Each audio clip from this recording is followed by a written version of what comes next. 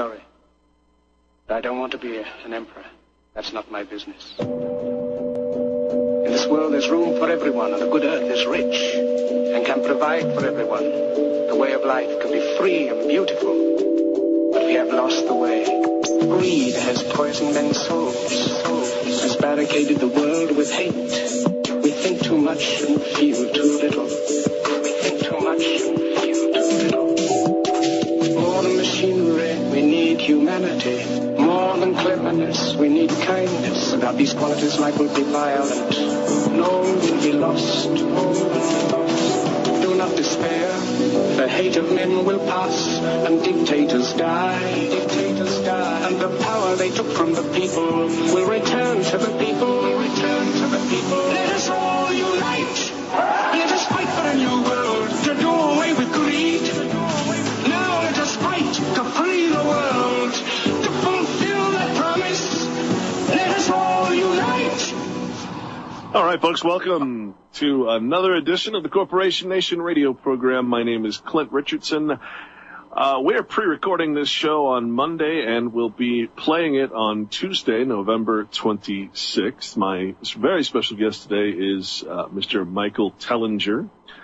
Michael has several websites, michaeltellinger.com, as well as something that everybody should be checking out, which is the Ubuntu Liberation Movement, which is ubuntuparty.org.za. That's UBUNTU, and we'll be talking about a lot about this today. Michael, coming to us from the hills of South Africa, and I think as the sun is rising here, the sun is probably setting there. How are you doing, sir? Excellent, Clint. Nice to be talking to you.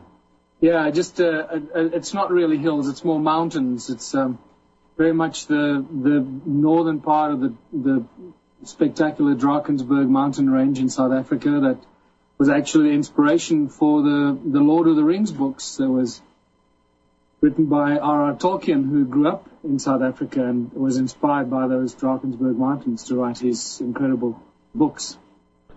Is an incredible allegory about the way life really is, huh? Government and everything else, yeah. I sure appreciate you joining me today. I've been very much looking forward to this above all other interviews, because I find that your information and the way you present it, especially, is able to accomplish what I'm thinking but cannot seem to put into words, which is it has a lot to do with some words that a lot of people seem to be afraid of, like higher consciousness, unity, and these types of things. Even terms like New World, which bring to mind such things that aren't so much fiction anymore, such as Brave New World. So I really want to set the tone here, and I think that your presentation on money, for instance, and the fact that money has really strangled the people and their intentions, I think should be the first and foremost subject that we talk about today, because what we're talking about is sometimes referred to as communitarianism, which we'll be talking about on Wednesday night with Lark in Texas. But it's a way of literally controlling the intent of the people through such tools as debt and, requiring licenses and PhDs and all of that kind of stuff. So let's start with your excellent ideas on the concept of money, if you don't mind. Well, thanks very much, Clint. It's important to just put a few things into context for those of your listeners that are not familiar with my work and what I've been doing.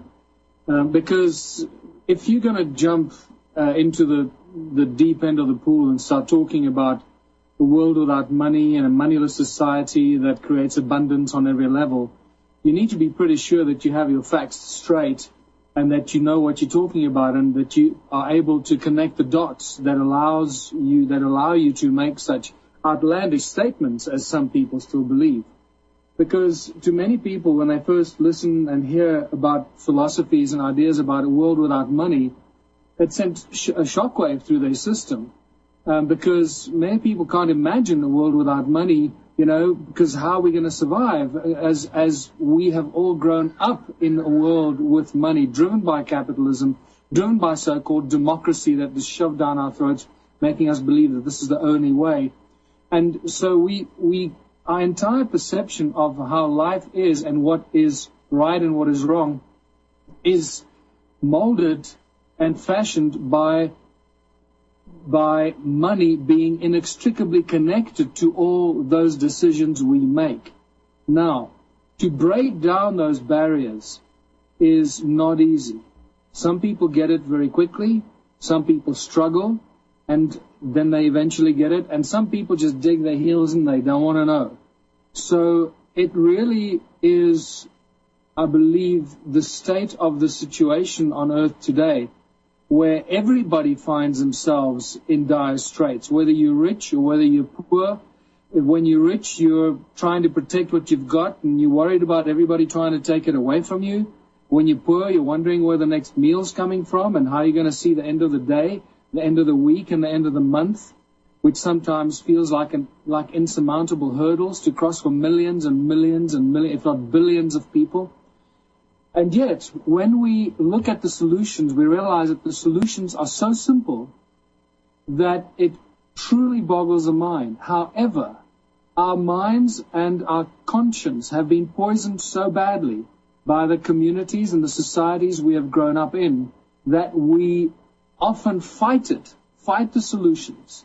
Like Morpheus said in The Matrix, it's like a splinter in your mind that constantly tries to pull you this way or that way, or prevents you from realizing that the solutions are simple.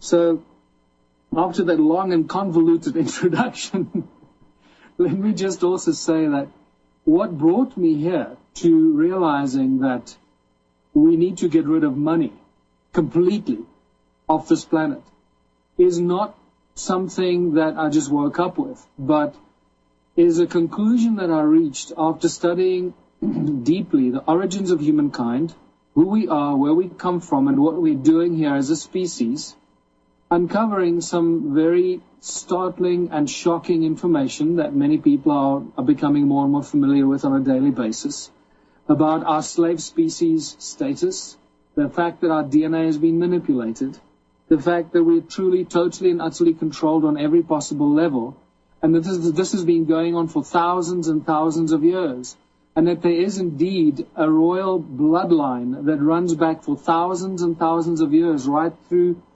the Sumerian texts and all other ancient texts that we find. And it is these bloodlines that are connected to the introduction of money. And it is the study of the origins of humankind that made me realize that money is not a consequence of thousands of years of barter and trade that eventually turned into money, but actually something completely different to what most of us have been taught. And the fact, and that information is that money was introduced at a very specific point in time in history as a tool of enslavement over the people. And this is really staggering information. And this information comes from Sumerian tablets. It's undeniable.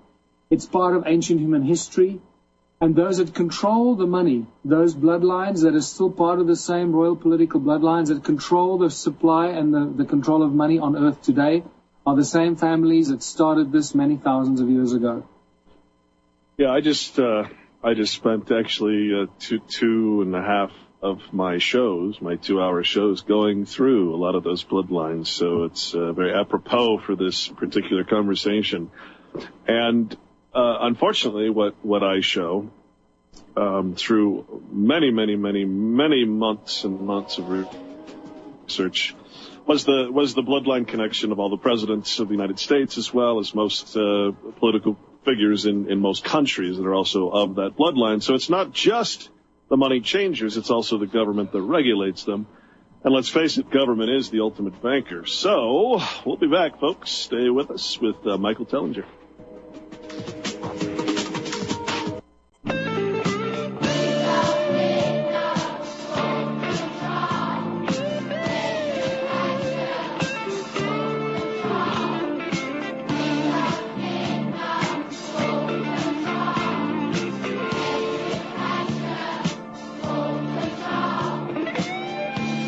All right, folks, welcome back. Again, this is a pre-recorded show with a very, very interesting guest, Michael Tellinger, michaeltellinger.com, as well as the Ubuntu political party, which we'll get into a lot more as we go on today.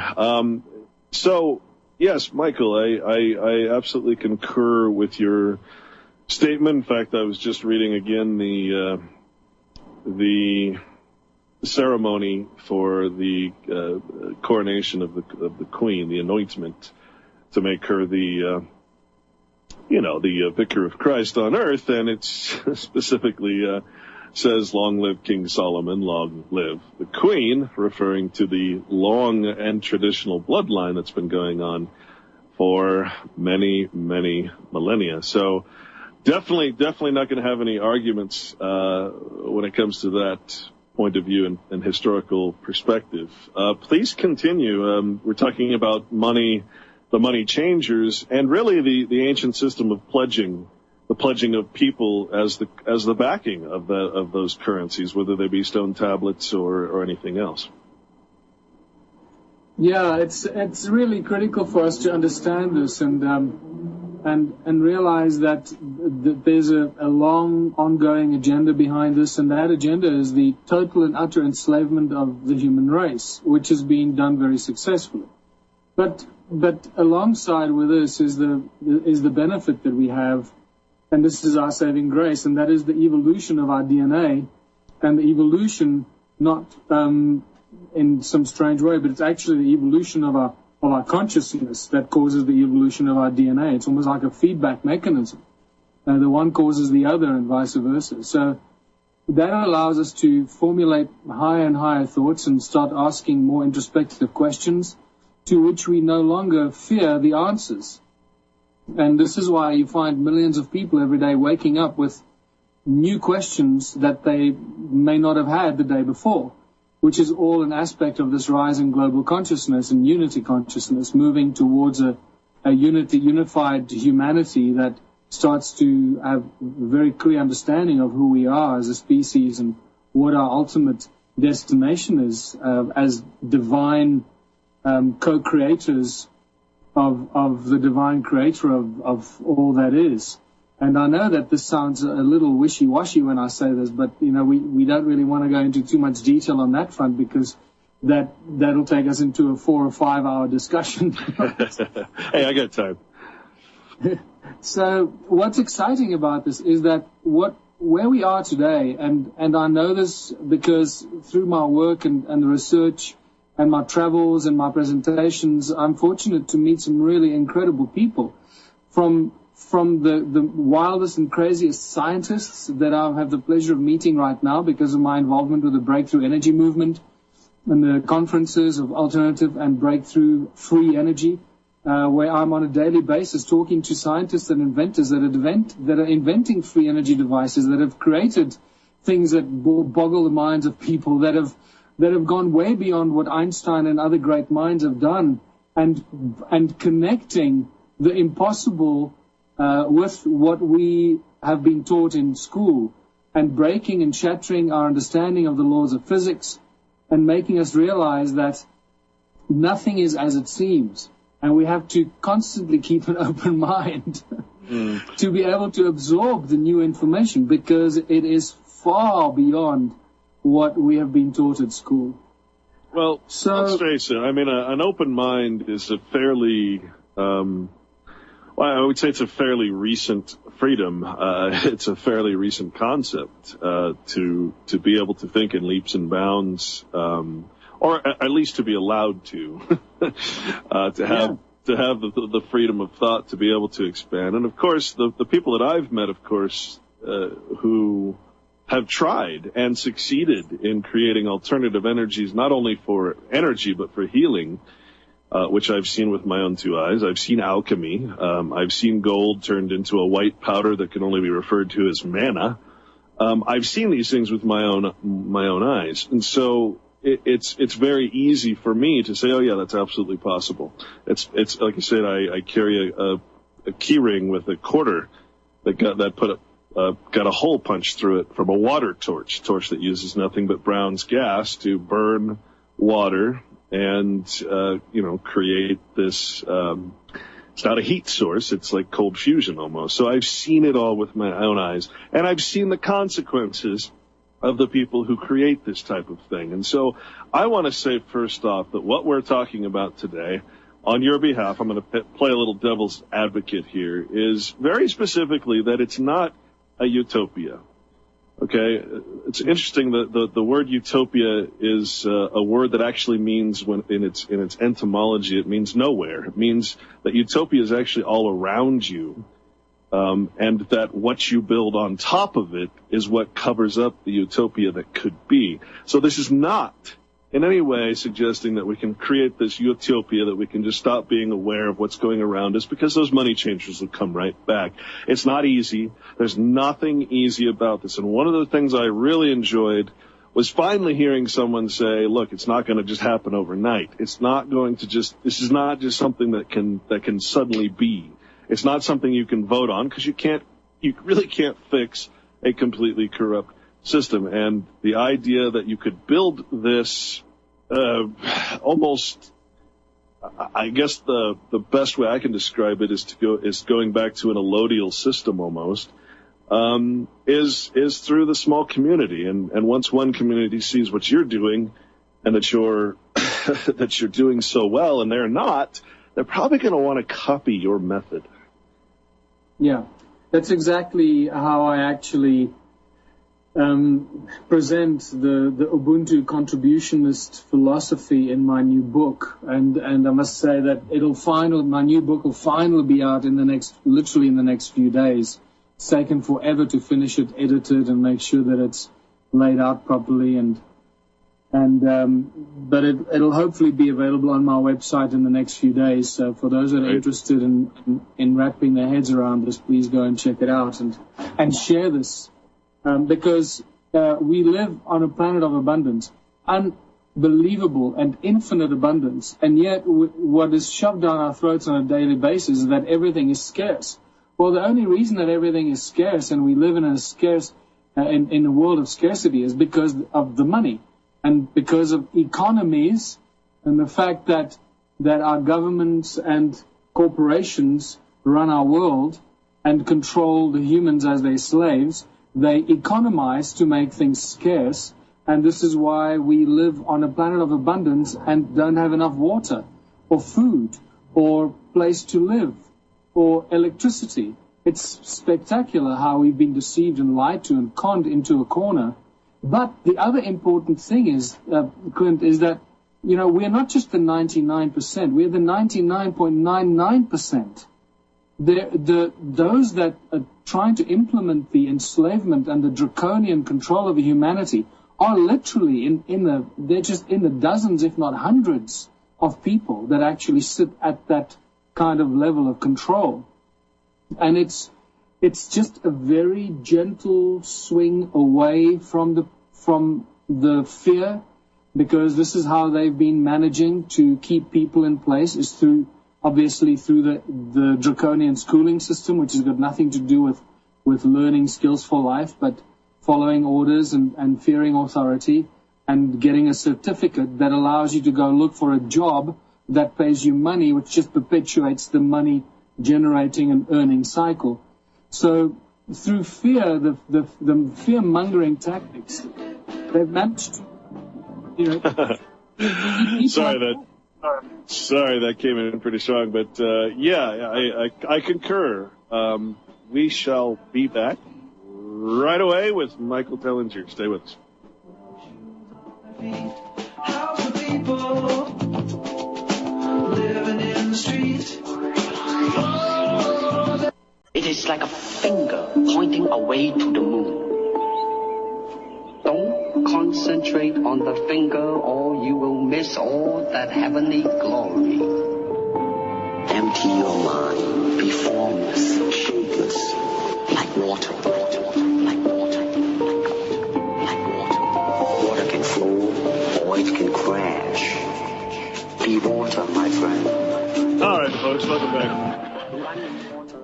Oh, well, Michael, you certainly have a compelling argument. Now, again, I want to if you don't mind, I'd like to just play a little devil's advocate. Now, from what you've said so far, it might sound to someone that you're promoting something similar to a cashless society.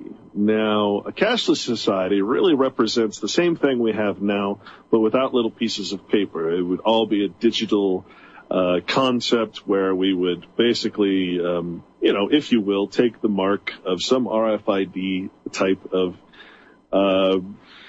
chip or other personal identification system, and that our accounts, basically our numbers, would be attached to an account, and that's how we would spend our money. Obviously, that is not what you are promoting, because you are not promoting money. No, it's very important that, we've been skirting the issue a little bit. I think we need to get right into the depths of it now, because been going around in circles. So what Ubuntu contributionism is, first of all, contributionism is the word that I came up with in 2005 when I first stumbled upon this, when it hit me like a sledgehammer between the eyes, when I woke up one morning and realized, oh my God, we don't need money to survive and live on this planet. We don't need to trade. We don't need to exchange or barter anything. All we have to do is contribute, do what it is that we're good about, passionate about, that makes us wake up in the morning with a smile on our face, because we're looking forward to the day, because we're going to do what we are good at, using our God-given talents that we were born with, and each and every one of us is born with specific gifts and talents that are beaten out of us throughout the school system. So that's what this is all about.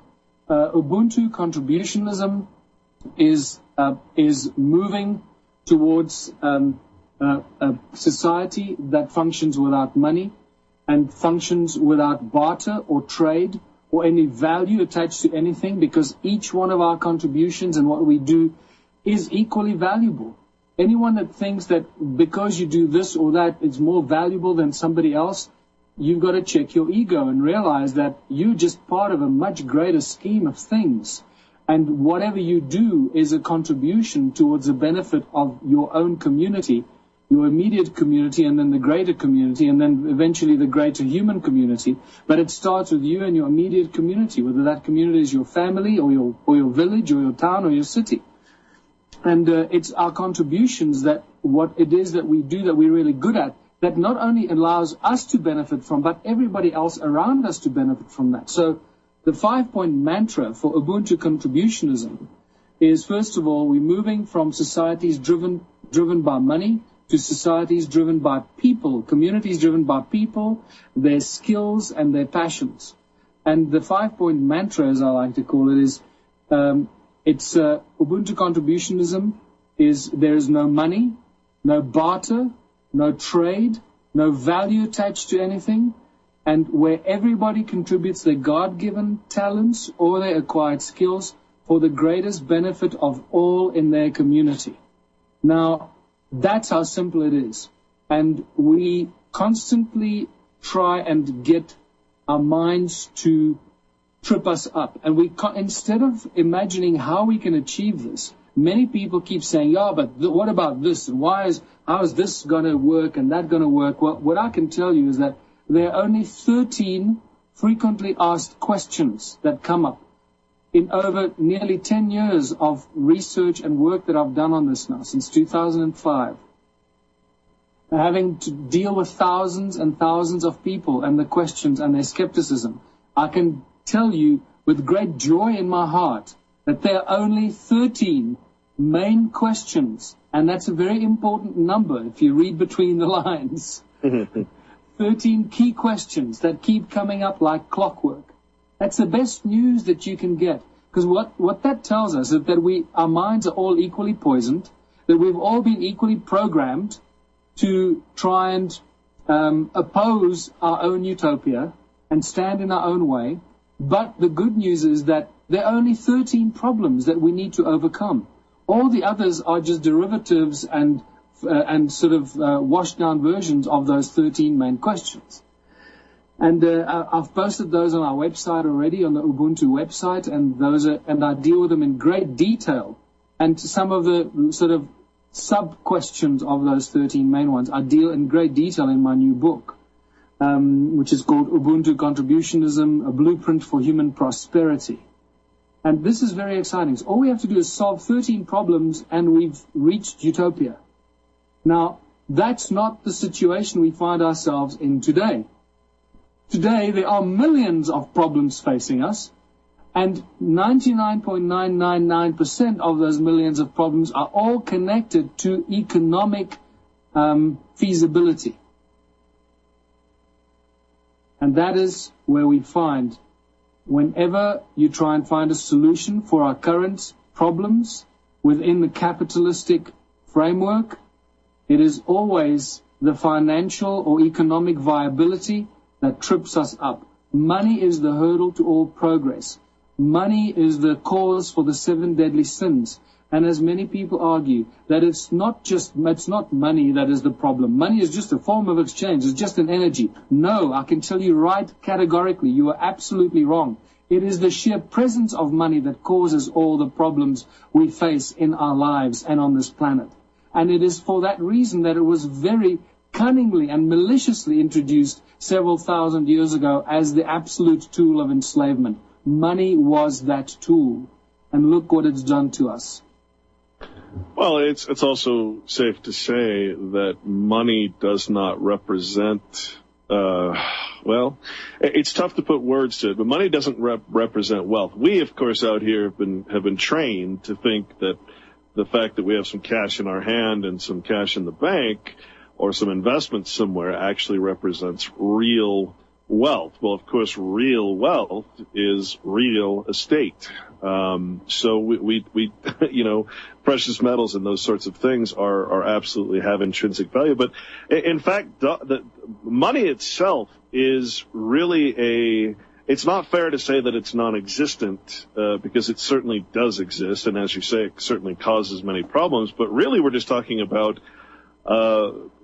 bills of exchange. We're talking about, Well, what it is, Clint, is it's a synthetically created item. Synthetically created by a group of beings who have very cunning and malicious intent, and a synthetically created item to use as a tool of enslavement. So the only way we can overcome this enslavement through money is not to fight it, not to destroy it, just to simply move away from it and say, we're not going to use your money. Thank you very much. We're going to carry on and do something so different that has never ever been done in human history. And that is move completely away from the use of money. Because if you look at all of human history, money is always at the center of human history. It always plays a critical and pivotal role in decisions that have been made. And therefore, it is the constant common denominator in the failures of past civilizations. And allowing dictators to get into power and tools of control. So the only way we can free ourselves from the enslavement of money is to stop using it. And as I said, do something that's never been done before. Get on with our lives without the use of any kind of money. And Ubuntu, the ancient African philosophy, describes that very, very well.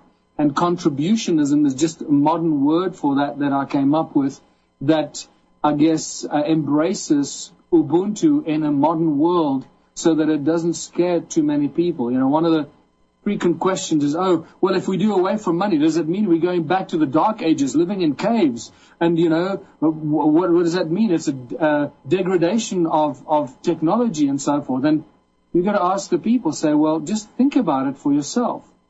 What will happen if you remove money from and you allow scientists to work freely and without any restraints or hurdles towards developing free energy and sharing free energy and new technology with everyone in the world without money getting in the way?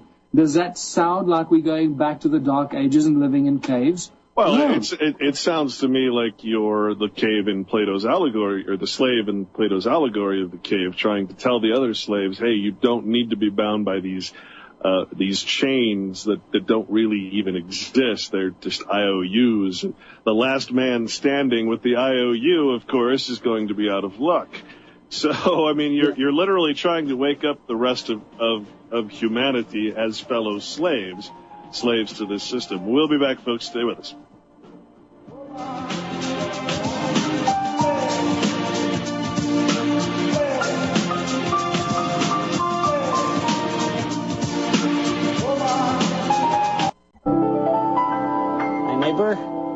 Welcome again to this neighborhood. I'd like to show you something. You know what this is? Maybe if I press this button. There are so many things to learn about in this world, and so many people who can help us learn, and so many people who can help us learn. Did you ever grow anything in the garden of your mind? In the garden of your mind. You can grow ideas in the garden of your mind. In the garden of your mind. It's good to be curious about many things. You can think about things and make believe. All you have to do is think. You can think about things and make believe. All you have to do is think, and they'll grow. All right, folks, welcome back. The immortal words of Mr. Rogers. So, Michael, the other aspect of this is that people are just have been fooled into something that we refer to as a gold or commodity-backed currency, which basically is the same exact thing. Right now, we have the U.S. dollar. It is actually, it's not backed by, in other words, you can't turn it in for gold, but it is collateralized for over 230 million troy ounces of gold. Gold, where that gold is, I'm not going to speculate. However, it is reported that it is in 3 different vaults, including Fort Knox, under military watch. So, you know, but what we're really talking about here is simply the same exact action, but this time backed by something else. It doesn't limit the amount of money that can be created. It doesn't limit the amount of crime that can be created from that money. It is simply, in fact, I've read in several historical accounts that the gold is known as the nation killer. That is its nickname. So we again, you're not sitting here promoting some new form of the same old thing. That would be, as Einstein described it, insanity. You're actually saying, look, we got to stop this vicious cycle, and that's why I'm so interested in this. Yeah, absolutely, and you're quite right, Clint. If we start attaching currency and our money to gold or silver, we're just raping our planet. And why do we want to do that? We need to honor our planet and respect our planet and live in harmony with our planet, not rape her for the sake of somebody getting wealthy and being able to oppress others because of the accumulation of this commodity. And now, what some people still don't realize is that these so-called commodities and money-backed currency is just a very clever way of pulling the wool over our eyes again. It is an absolute atrocity that is being committed there. Crime against humanity is being committed because the central banks, the Reserve Bank in South Africa, for example, all the gold mines, the platinum mines, the copper mines, the diamond mines. South Africa is one of the wealthiest countries in the world in its minerals. And yet we've got, 50% unemployment. It's insane. So here we are every month, every week, the South African Reserve Bank, which is a privately owned company, as you know, takes blank pieces of paper. They put some fancy logos and stamps on it, and they give those to the mines as a form of payment for the gold and the diamonds and the platinum that the mines deliver via the South African Reserve Bank. So what they're doing is just stealing the commodities, stealing the precious mineral resources of our country and getting away with it. Of the people. Yeah, it belongs to the people. All the precious mineral resources belong to the people. They do not belong to the government or any private corporation. And this is really one of the fundamental statements of the Ubuntu movement and the Ubuntu party that we'll be taking into the elections next year in 2014 in South Africa. is that the country belongs to its people. The precious minerals and everything on the land, in the land, above the land, in the water belongs to the people. And by belong, I mean doesn't belong to them physically, but it is there for us to use for the benefit of the people. We are the custodians of all these things, not to use and abuse and rape them for our own enrichment and benefit, but for abundance on all levels. So this brings us to the next question. When we remove money from the system, and we all live in united communities without centralized draconian governments telling us what to do, where every community decides what is best for the people, and universal law, common law, is the highest law of all, and is applied by the people for the people. What are we going to do about the mining of precious minerals and the abuse of those? Well, that's going to stop, because once again, because there's no limitations or hurdles to progress in our sciences and our researchers and our inventors and scientists will have absolute free reign and all the support you can possibly imagine to develop new technology, new techniques, new materials that are not only biodegradable, but that are basically generated out of and created out of thin air because of our understanding of quantum physics and 0-point energy, so that we can now create materials and substances that are stronger than the metals we've been mining, that are more useful, have infinitely more applications, and are totally reusable and biodegradable. So are we still going to be mining precious metals? The answer to that is a most definite no. And this is all part of the frequently asked questions that people ask when you start talking about a world without money, because we're so caught up in the reality of our world. What we think is normal is so far removed from normality that it'll take a complete swing away, 180-degree move away from the way we live and consume and interact and do things today. It's going to take 180 degrees move away from that when we take money out of the system.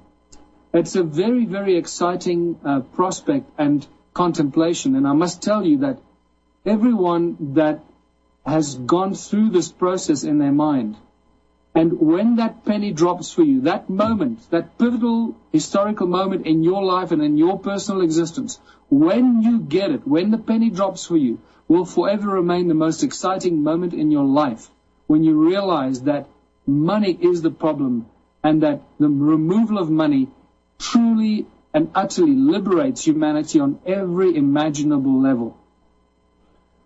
I agree. I've contemplated this a lot on my own before I found your Ubuntu contributionism as well. I have to say also that right now the reason that we are mining all of these different things, including gold, is simply the probably one of the biggest crimes against humanity is to hide, again, the true value or the true worth of these precious metals we're talking about. Gold is one of the metals that your body needs. It cures insomnia. It does so many good things for the body as a mineral supplement.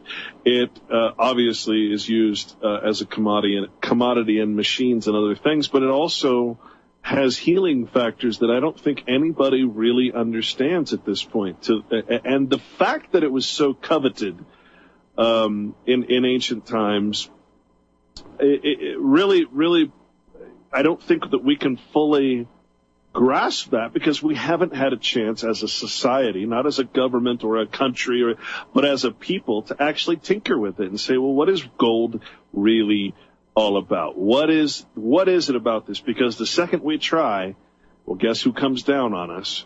And, so you don't have a license to do that. You're practicing medicine, or you're practicing this, you're practicing that. No, I'm not practicing anything. I don't need your permission to take a piece of gold, put some sound frequency to it, and see what happens. It's not, it's just, that's the society we live in. And money allows for such things as licensing and, every other thing that stops otherwise great minds from actually discovering these things. Well, I must also raise a bit of a warning and a concern here, is that, that our DNA is actually encoded the perfect human body that does not die, that lives forever. And it is ultimately the choice of the individual to then exit the body. But that has been tampered with, and that has been messed with, and that has turned us into a slave species. We're enslaved on 4 different levels, as I often say and show in my presentations. We're enslaved physically because we're cloned as a species. It's very obvious now that our DNA has been cloned and messed with. We're enslaved emotionally. We're confused by this. We're enslaved mentally because our pineal gland has been messed with, and we can't see beyond what we are told. And we're enslaved spiritually because it seems that our souls are prevented from leaving this matrix and rejoining with Source, and are sent on never-ending cycles of involuntary karmic reincarnation, only to be confused by who we are, where we come from, and why we're here. All right, folks, sorry to interrupt you, my friend. We got to go to a break. We'll be back.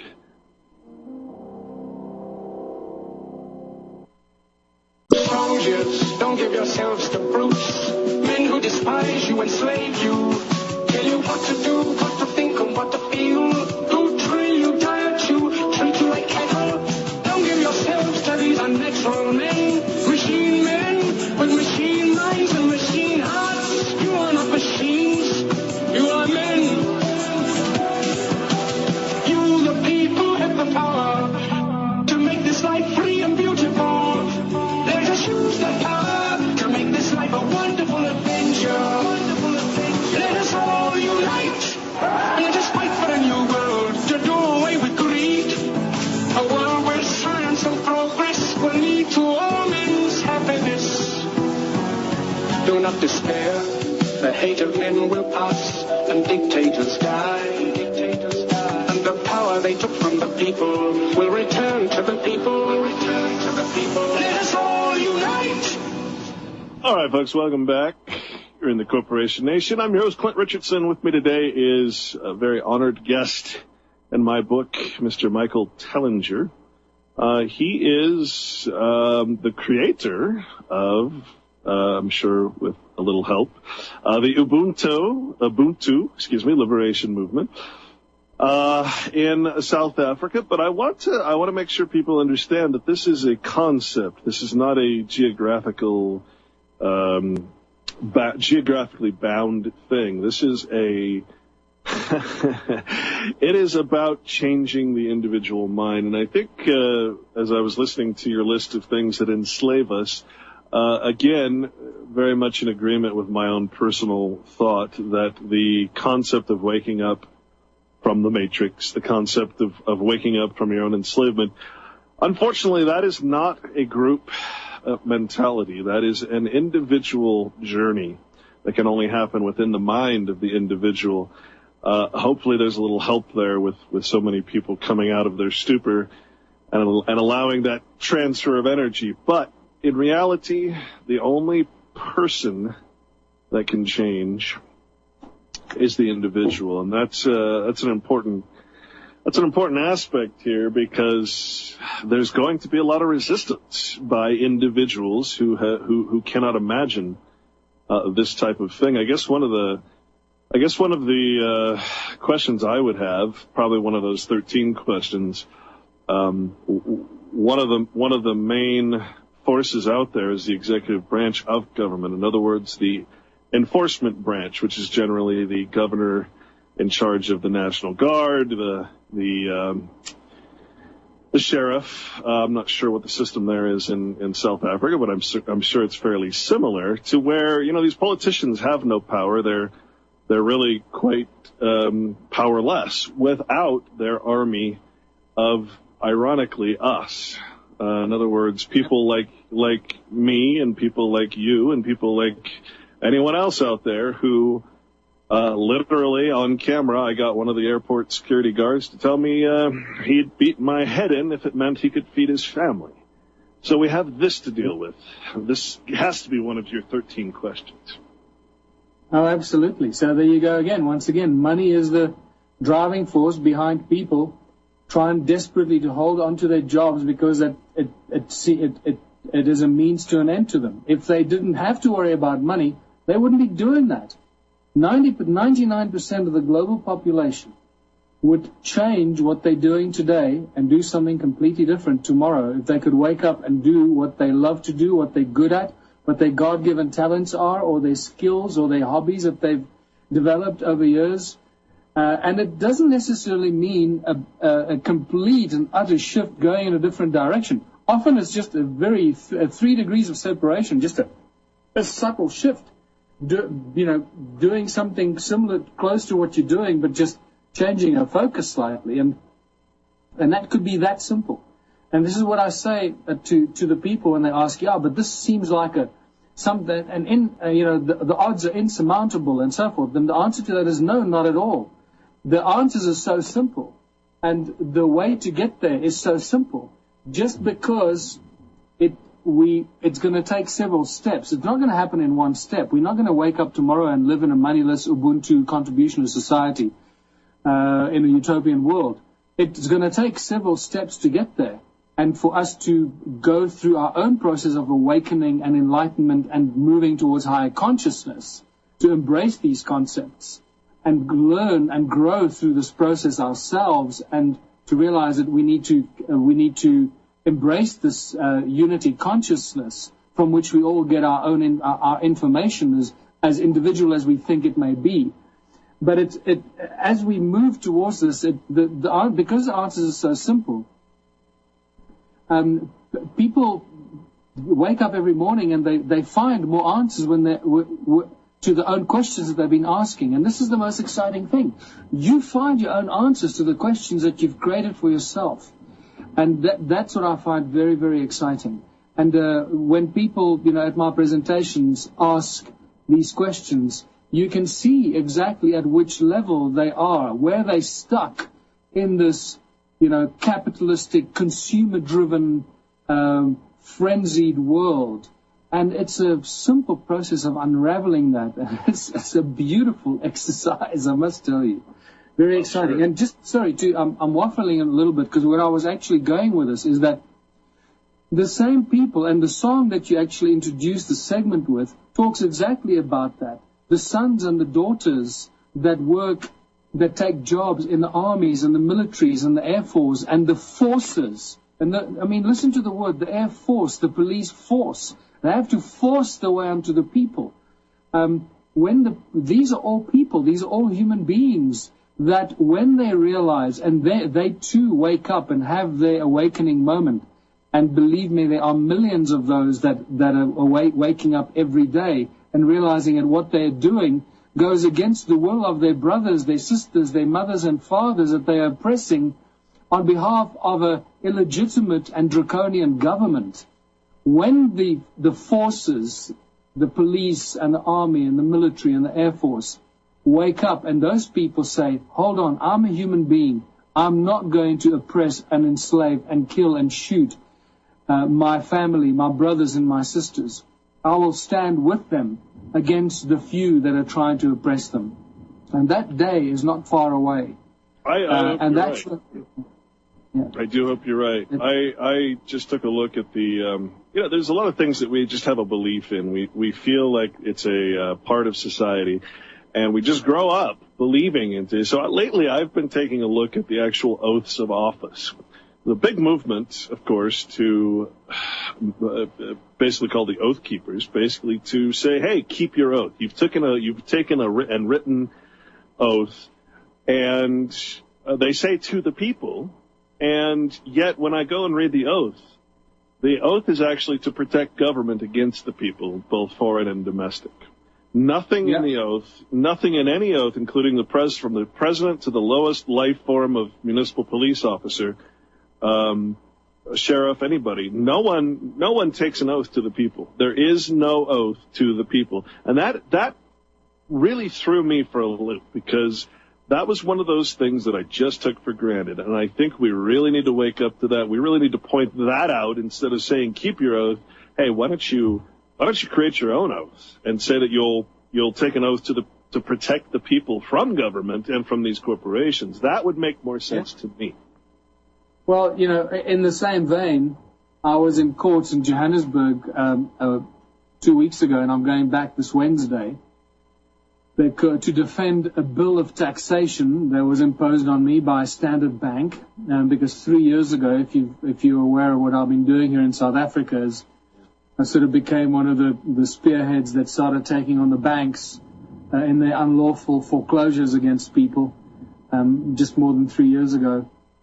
And together with a friend of mine, Scott Kundle, who started the Economics Rights Alliance, and between the two of us, we now have more than 200,000 members in South Africa alone, and people that are standing up against the abuse of the banks and so forth, realizing that everything they do is actually criminal activity, a fraudulent activity. But so in my standing up and defending myself against Standard Bank, and I lost that, they sold my house on auction, and now they're hitting me with a taxation bill of about 260,000 rand. That's $26,000 that I must pay them. Hold on. We'll get back to. Stay with us, folks. Unbelievable. Did you see the frightened ones? Did you hear the falling bombs? Did you ever wonder why we had to run for shelter when the promise of a brave new world unfurled beneath the clear blue sky? Look, Mummy, there's no place. Welcome back. So I'm sorry. Let me get this straight, because I'm hearing this more and more with different people around the world. You say they are both taking your property and then afterwards trying to charge you a tax on the property. No, not a tax on the property. Just it's called a bill of taxation. It's their costs, their court costs for their very highly paid lawyers and advocates that they had to hire to defend themselves against the crimes against me and everyone else. So now basically, I mean, that's like twice the annual salary of the average South African that they want me to pay in their lawyers' costs. So I've gone into the court and defended it. It's no longer, in front of a judge. It's now in front of the registrar of the court, of the High Court in Johannesburg. And I now have to deliver my arguments why they should reduce the bill of costs. And it's an interesting thing. What happened 2 weeks ago, it was made very clear to me when I asked them, what court is this? Because the last time I was in court, I made a reference to the people, and I'm a people, and I'm there representing myself as the people, and this is, after all, a people's court, and I want to be heard. The judge leaned forward and he told me this is not a people's court, at which point I was shocked. A lot of people are. Yeah, I bit my tongue and I didn't say anything because I realized that I will be able to use that more effectively at a later stage. I will be posting still in the next few days on the Ubuntu website a sort of point-by-point sort of guideline as to what people should and should not do when they get entangled with banks and the court system. This is specifically to South Africa, but I believe it applies to every other country. We all have the same kind of legal system that is created to protect the corporations. Oh, sure. Are you kidding? If we try to invoke the Constitution in this country, as far as what gives us rights, they laugh at us. I mean, it's actually funny. We instruct people definitely do not bring up the Constitution in court, because they'll know that you have no idea what you're doing there in court if you really believe that the Constitution is for you. It's just a charter. I mean, I would be like bringing up the corporate charter of Walmart and saying it gives you rights. It doesn't. That's not what it's for. And this is important too, because people are commodities. People are basically money to government. You've already been signed some form of QSIP or some other Securities and Exchange number, I'm sure. And that's perhaps even more important than the actual concept of currency, is the fact that we, little slaves out here, are also very, very much a part of the management system, the human capital management system. Yeah. But what we've done here, Clint, is we've been, although I lost my property, it was sold on auction, and I was handed down, a fraudulent judgment was handed against me. It was spectacular. The bank admitted to everything I argued against them. I argued that they make money out of thin air. They acknowledge it. Yes, they do that. I claimed that they create money out of debits and credits. They admitted to that.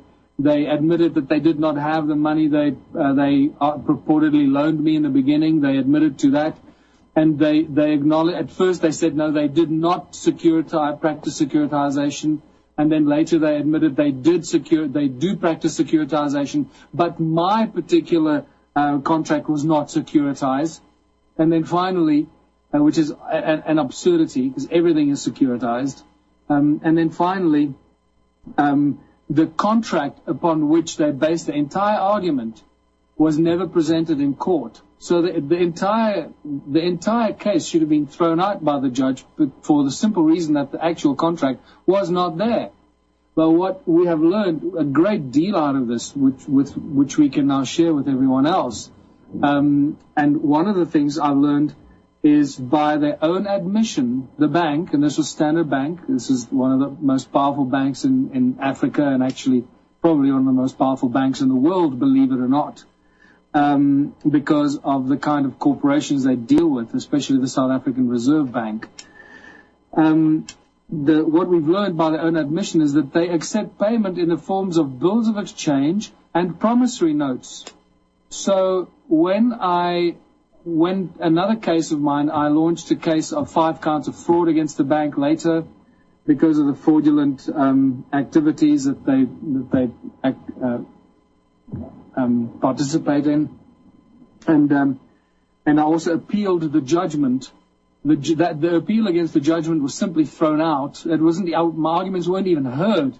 It was thrown out, and I was hit with a lawyer's cost of 160,000 rand. That's $16,000 for 2 days in court. 2 days. And what I did then is I went and I paid the bank with a promissory note that I drew up. And the promissory note, the copy of it is on the Ubuntu website for other people to take it down and copy it for their own purposes. That promissory note was accepted by the bank. This was done in May already. I paid that in May. So now we have a precedent where they have accepted a payment and a settlement in the form of a promissory note. And this was one that you drew up just on a printer, basically? Yeah.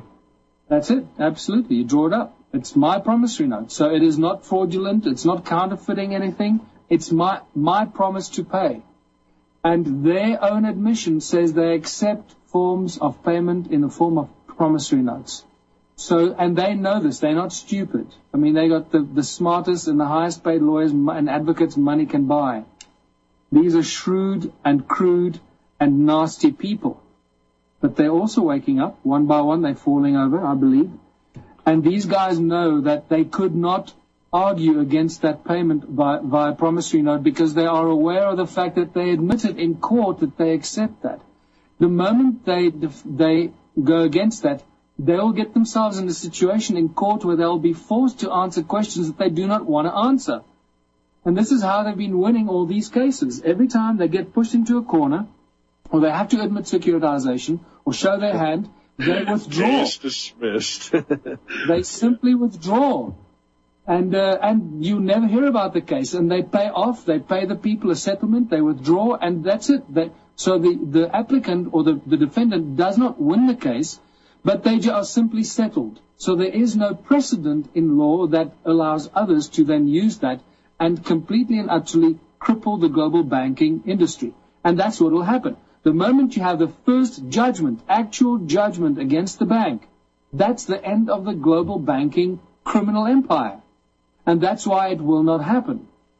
And, in my case, the judge, after a 3-hour argument against the highest paid advocate in South Africa, after 3 hours of argument, the judge pulled out a piece of paper and read a pre-written judgment.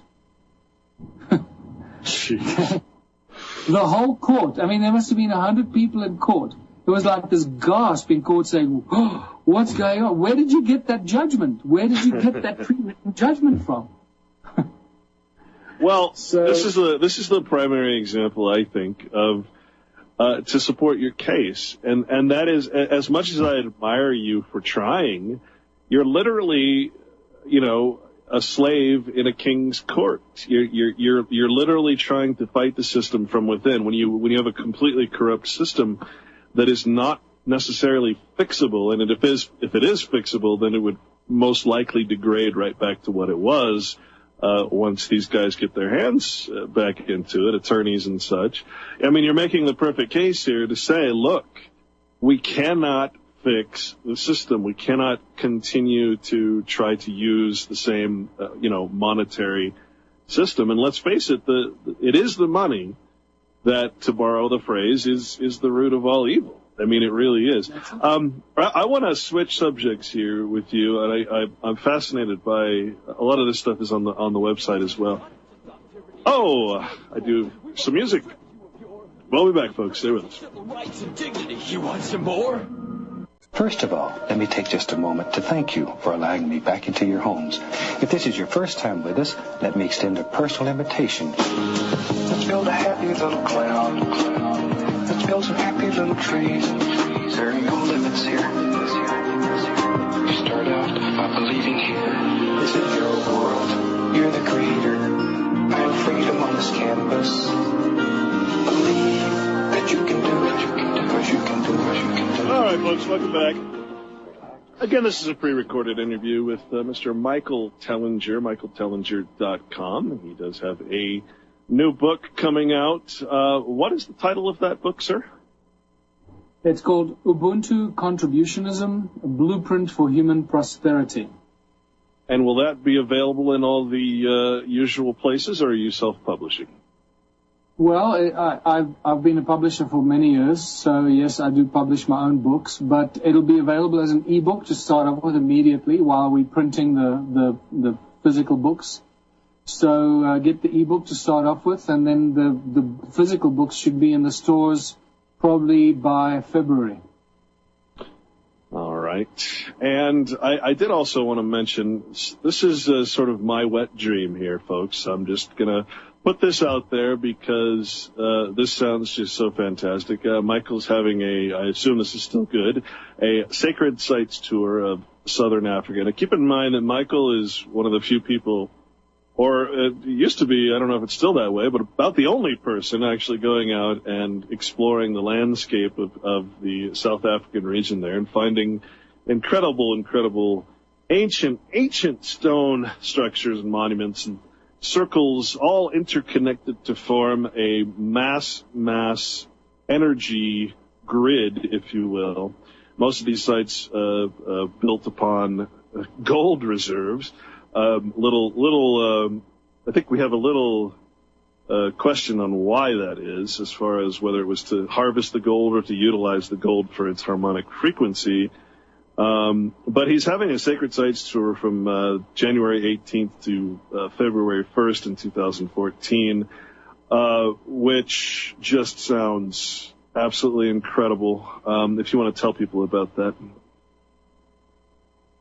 Yeah, thank you very much, Clint. Just, I think the best would be just to go to my website, michaeltellinger.com, and on the homepage you'll find a little picture, a collage of some of the sites that we'll be going to, which includes the stone circles of southern Africa, Adam's calendar, which is proving to be one of the most important ancient sites discovered in the last century.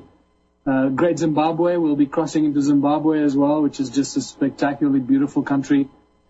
And going to the incredibly important Great Zimbabwe ruins, which are actually probably the head office of the ancient Sumerian deities that were here, that were responsible for setting up this vast gold mining empire of the Sumerian entity Enki. And all of it points to the mining of gold. There's overwhelming evidence of that I present in much of my research and my presentations. We'll be going to the giant footprint, which is just one of the most incredible geological anomalies anywhere on Earth. A 4-foot-sized giant footprint in rough granite. Yes, you heard right. It is in granite. And there are ways in which this can happen for those homemade geologists and the trained geologists among you that listen to this that say it's impossible to leave a footprint in granite. you are wrong. It is possible, and I will go into detail at a later stage if you're interested. We're also going to go to Cape Town. Are we going to go to the Twying Crater? Twying Crater is like the same size as the crater in Arizona, and nobody knows about it. And it's just right between Johannesburg and Pretoria. We're going to go to Stykfontein Caves, which is often referred to as the cradle of humankind, and then to Cape Town and visit the sacred sites around Cape Town, Table Mountain, Cape Point, and Monkey Valley Resort, which is just a spectacular place. All in all, I think an unforgettable journey. Absolutely. And that was looks like a privately chartered jet to Zimbabwe. Which, yeah. I mean, I just can't imagine. This tour sounds fantastic. I'm gonna put it out there. Hey, I will chaperone anyone that wants to pay my bill because, wow. Well, listen, one of the things you say in here is to see and touch the sacred stones, the stones that ring like bells, and that brings to mind Nikola Tesla. I think one of the most important aspects, probably the most important aspect, in fact, bar none, is the concept of energy and free energy in order to have a free society that is not dependent on corporations to provide that energy. So Nikola Tesla said very, very very profoundly that the earth rings like a bell in a constant weight and is a source, he believed, of inexhaustible energy. Yeah. And that's you have... exactly... Yeah, go ahead. That's please. exactly what I found. And the evidence is around us so that, there can be no more doubt what it is, what the primary source of free energy is, and that is sound. And after all, if you look at all ancient cultures, all ancient civilizations, and if you delve into their creation stories and their creation myths, they all say the same things, which includes the Bible, that it was the sound of God or the sound of the Creator or some sort of a primordial sound or resonance The Word that created everything. Yes. So it was the Word of God or the Om or the Aum, or the three sacred songs, as the Aboriginal people believe, of the Creator that manifested everything into physical form. And you start seeing the common denominators of the Holy Trinity manifesting, of the numbers of sacred geometry of 6 and 8 and 7, and the harmonic frequencies and the harmonic ratios. And you realize that sound is the primordial source of energy, because it is out of this primordial sound that everything manifested. And therefore, it is sound that is actually the source of our free energy. And this is what I've been sharing with the world for many years now. Stop burning the water. Stop worrying about the hydrogen or the oxygen or the HHO or any other form of energy. Think about the sound, and this is what I discovered and shared with the world now, the fact that we have more than 10 million stone circular structures scattered throughout southern Africa that are all connected, as you said, Clint, all interconnected and connected by these channels, like electrical wires, if you want to call it, to create a huge energy grid. And why can I say that? Is because they all resonate and sound, ring like bells, give us incredibly high sound frequencies that come out of the stone circle walls that manifest in electromagnetic activity, electromagnetic fields that give us very, very high electromagnetic fields. And Adam's calendar, that's one of the places we'll visit on the tour, is just off the charts. Not only is Adam's calendar have we measured sound frequencies in the beyond 370 gigahertz, which is unheard of on planet Earth, but it's actually a complex integrated field of vertical and horizontal moving electromagnetic fields that actually create a double toroid vortex field, which is what Adam's calendar is. And this brings us back to what you started this segment with, and talk about the free energy as the true liberation of people around the world. And it is exactly for that reason that the area of energy and free energy is probably, together with health and curing all disease, is probably the most fiercely guarded sector of all our economy.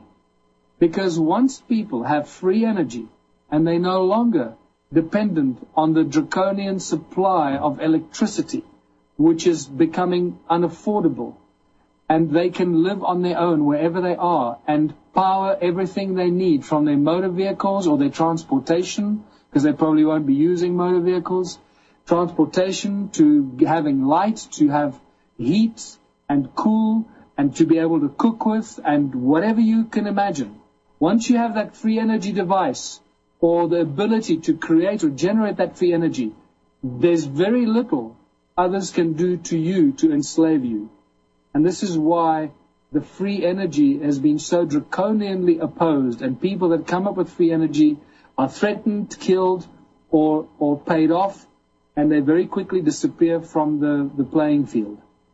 And see, this is the part that I find fascinating, because we're on the cusp of being turned back into an agrarian society, a society that goes back to local farming and this type of thing. The question is, will it be your method, the method of the Ubuntu consciousness, or will it be the Agenda 21 model where everything is completely controlled? So it sounds like you're sort of the antithesis of Agenda 21. We'll be back, folks. Stay with us. Aspect of your life through ideological hegemony. But if you think you need guns to stop tyranny, then what you waiting for? We've already stripped you of your liberty, privacy, civil rights, and dignity. You want some more? He's a rebel and a runner. He's a signal turning green. He's a restless young romantic, wants to run the big machine. He's got a problem with his poisons, but you know we'll find a cure. He's cleaning up the systems to keep his nature pure. All right, folks, welcome back. Well, Michael, I want to thank you again for joining me today. I know this is this whole trans-world communication thing is crazy. Having some storms there that we weren't able to connect by phone. Little power outage and everything. But I wanted to ask you, just in the final segments here, what are your thoughts on what I was just referring to, which was the sort of planned revolution. There's what we're talking about today is from the heart. It's from the literally from the consciousness. When we say higher consciousness, there's a difference between the conscience, which tells you what's right or wrong, and there's the consciousness, which is actually taking responsibility for your conscious thought. Okay, that's what we're talking about when we're talking about a higher consciousness, living and being responsible under, if you will, God's law, the natural law of do no harm. What are your thoughts as far as the controlled movement internationally, and especially through these words like green and sustainable development? What are your thoughts on Agenda 21? Well, I believe that there's very little that the draconian governments and the draconian banking families that uphold the governments can do to stop the global swing towards higher consciousness, because that's ingrained in our DNA, and they cannot stop that. The only way they can stop that is through fear, and people are losing their fear very quickly because they have very little left to lose. And this is so by their own doing, they're actually pushing people beyond the edge. Because once you can only push people that far, and when people feel they have nothing left to lose, they lose their fear at the same time. And this is, I think, where we're getting at right now. So, and it's not only that, but there are many other, so-called psychic people and people that channel and get information and are in touch with all kinds of other entities and high conscious beings that have been told over and over again that we are now destined and headed for ascension. That does not mean that there might be a sort of a consciousness frequency separation on planet Earth that forces us into two separate dimensions. That's all possible. Remember, what I'm saying here sounds fantastical and completely crazy to people that are unfamiliar with this, but this is all part of the nature of reality and the source field reality that manifests itself in what we experience here, and has infinite number of possibilities and dimensions to manifest other realities in. So I believe that what we're experiencing here is a really important part of our place in human history, that we are the people we've been waiting for, and we're actually heralding in the new change, the 2012 cusp that we have crossed, and that we're now moving towards rapid enlightenment and rapid explosion in consciousness among humanity, and the unification of people around the world against the draconian enslavement by the governments and the banking families that uphold them.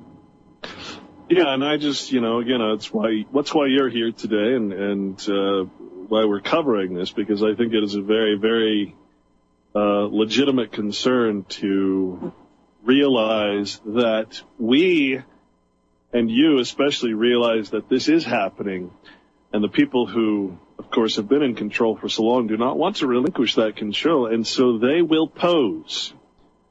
They will pose as the saviors. They will pose as people who want to bring in this sort of false consciousness and control it, to govern it. It's not really something that can be governed, because it is a consciousness, but it can be manipulated to the point where the original intent that you're talking about, the semi-utopian, place that we dream about, that can very much be manipulated, controlled, and destroyed from within. And that's my fear right now.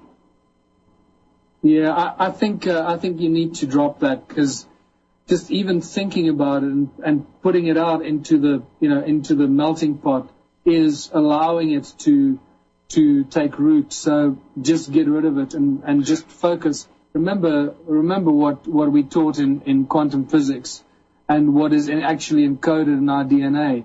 What I haven't mentioned, and this is, this might be a little far-fetched to some of your listeners, but what is encoded in our DNA is actually the missing piece of the puzzle of the great story of all of creation. The two codes of what are referred to as the ME tablets, or the Duratura Cloister Duratura tablets, the emerald tablets, that have all of creation and all of the created history encoded in it, and we actually as the human race have two of those tablets and the information on those tablets encoded in our DNA. And this is why we are so precious, and this is why we are the object of great interest to other beings of higher consciousness throughout all of creation that have accumulated around planet Earth and are actually giving us some sort of higher levels of protection because of what is actually encoded in our human physical biological bodies.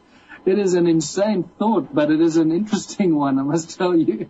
Well, it is certainly the subject of much historical writing as well, not only in the nonfiction realm, but in the fiction realm. And, I've found that you better pay attention to fiction, because most of it, especially science fiction, because most of it turns out to be very true. Well, look what Gene Roddenberry did with Star Trek. I mean, pretty much everything Star Trek predicted in the 50-plus years that it's been around has become true. Yeah, well, so it's a scary thing, and again, I think I'm not alone in this to say that it's hard to know who to trust, who to put our the Bible says don't put your faith in men. And that's why I say this is a conscious journey of the individual. And hopefully it will be something that others will, grasp onto. But, I look at Gene Roddenberry, for instance, and I know that after my genealogical research, most of those Aldous Huxley, they're all cousins. They're all part of the same bloodline. And Star Trek was very much, as other science fiction is, it's very much predictive programming. So we really have to be careful with all of these all of these things, and that's why I say I think that's probably the greatest barrier, not barrier, but the greatest fear of people is just like everything else. It's going to get co-opted or somehow taken over after it's begun. And that is where the responsibility aspect comes, because you're also going to have to defend yourself in this society. So it's all about personal responsibility and taking personal responsibility for your tribe, if you will. Yeah, look, the one thing that I'd like to just share with the people, and I think sounds like we're coming to the end of the show soon. So what I'd like to do is just to share with your listeners is, first thing, lose the fear. The worst thing that's going to happen to you is you're going to die. Sure. Well, I got news for you. You're going to die anyway. So rather die with dignity and knowing that you've done what you wanted to do in your life and not done what you were forced to do against your will. So stand up, be brave, stop the fear, lose the fear, because as they say, there's nothing to fear than fear itself. And it is that which is fear is a very powerful energy, and it's that very powerful energy that's being used against humanity to keep us enslaved. The sooner we lose the fear, the sooner they lose control over humanity. But at the same time, we can't keep saying they, because we all come from the same source. What we actually have to start doing is thanking the bankers. We're going to start recognizing that they were a great teacher to us for the last few thousand years, which is really just a drop in the ocean in the greater scheme of things and the greater passage of time.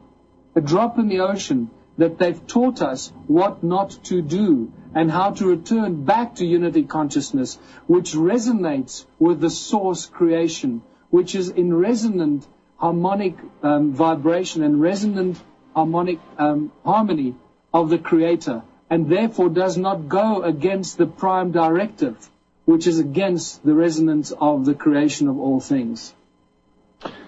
Well, I want to thank you again, Michael. Again, Ubuntu Liberation Movement, ubuntuparty.org.za, and michaeltellinger.com. Sir, I wish you the best of luck in all your efforts, and good luck being president. Thanks very much, Clint. All the best, and hopefully we can chat again soon. All right, my friend. Take care. Bye-bye.